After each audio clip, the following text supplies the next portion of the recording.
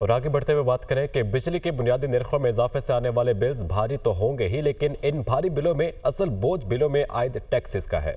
گھریلو صارفین کے بلوں میں کون کون سے ٹیکسز عائد ہیں اور ان کا مزید کیا اضافہ ہونے جا رہا ہے، دیکھتے ہیں اسلام آباد سے ذیشان یوسف زئی کی یہ رپورٹ۔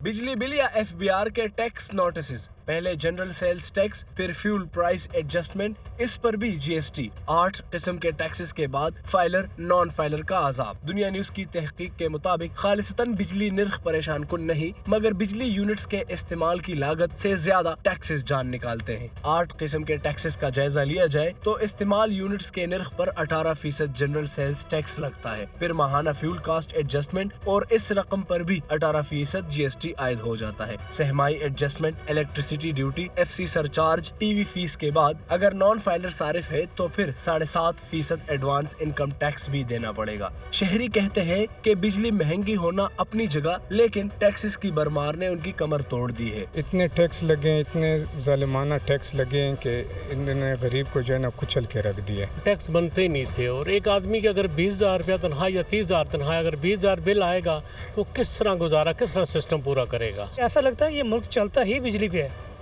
یعنی ان کا نہ انڈسٹری پہ ان کی توجہ ہے، نہ زراعت پہ توجہ ہے، صرف اور صرف بڑھانی تو پرائس بڑھانی ہے انہوں نے بجلی کی بس۔ غریب بندہ مثلاً 25-30 ہزار روپے تنخواہ لینے والا کہاں سے فائلر اور ٹیکس یہ جمع کروائے گا؟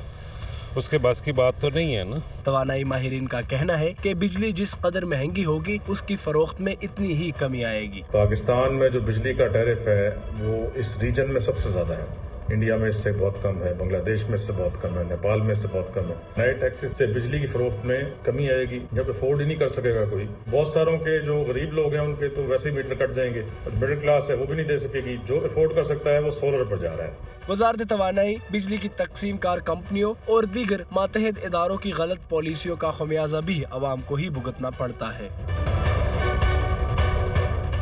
بجلی کے بل کا مشاہدہ کرے تو یہ بجلی کا بل کم اور ٹیکس وصولی کا پروانہ زیادہ لگتا ہے۔